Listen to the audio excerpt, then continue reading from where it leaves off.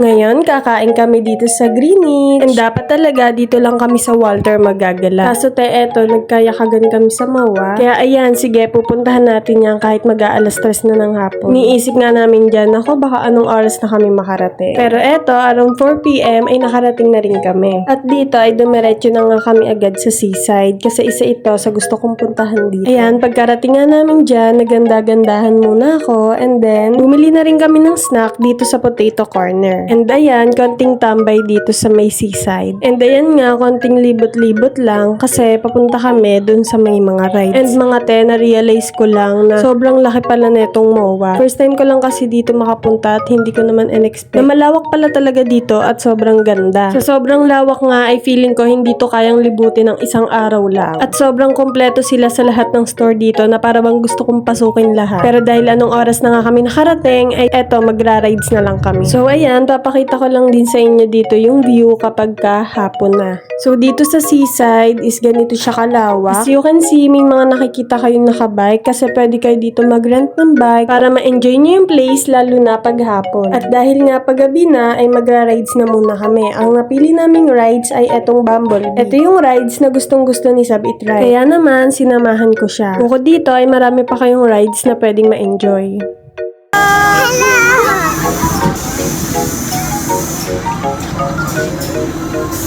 Langaw kami, guys. Ayun, guys, nandito kami dito. Ayun, guys. Sa MOA kami, guys.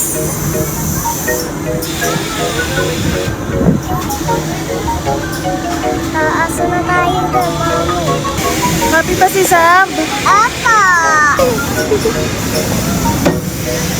Ayan, Sab! Naangat kami, guys!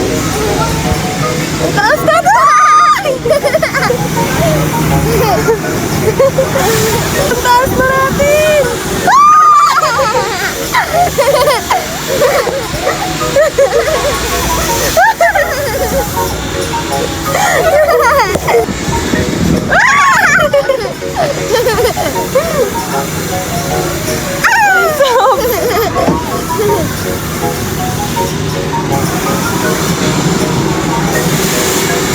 Tawan mo. Kanila mo ko. Ang taas natin!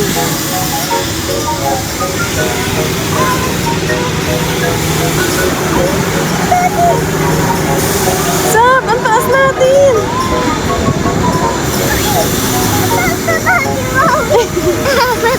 Sab! Ang taas na natin! Bitawan mo yan!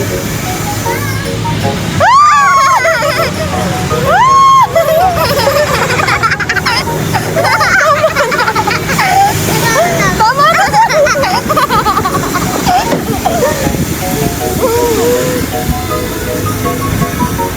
Ang taas namin!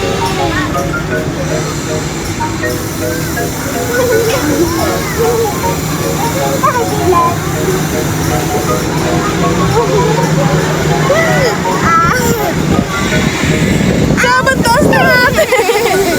Sab! Abot na natin yung Ferris wheel, te! Ayan na!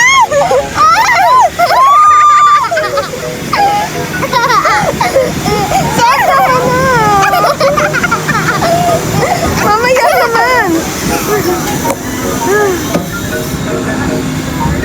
Kakayat na ulit kami. Ay!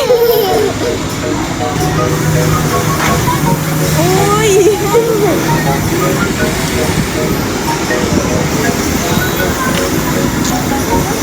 Taas na natin, Sab!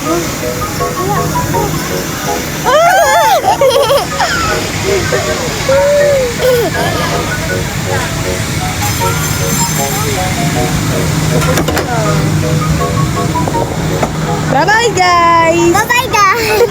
Ay, talaga namang hindi lang si Sabang nag-enjoy, pati ako rin. At ayan, umakyat na nga kami para pumunta dito sa kanilang bagong view spot dito sa MOA Sky. Mula dito ay matatanaw ninyo yung seaside and sobrang ganda dito kasi maraming restaurant and cafe na pwede nyong kainan. Tapos pagpagabi na ay dumagdag pa yung mga pailaw nila dyan na nakakako talaga ng atensyon ng mga bata. Sobrang talagang ganda dito mag-picture lalo na kung ganito yung view na makikita makikita mo. And matapos namin mag-picture-picture dyan, ay pauwi na rin kami. Saglit lang kami, pero parang talagang buong araw kami ditong naggala. Kakapagod, bes? Kaya ayan, parang may sarili na kaming mundo pababa. Pero sa saglit na oras na yon ay sobrang nag-enjoy talaga kami dito. At sinabi ko talaga sa susunod, aagahan na namin yung punta. Kasi may mga gusto pa sana akong puntahan, kaso ayan, wala na, gabi na. Pagod na ang mga person. So hanggang dito na lang guys. Thank you for watching. Bye!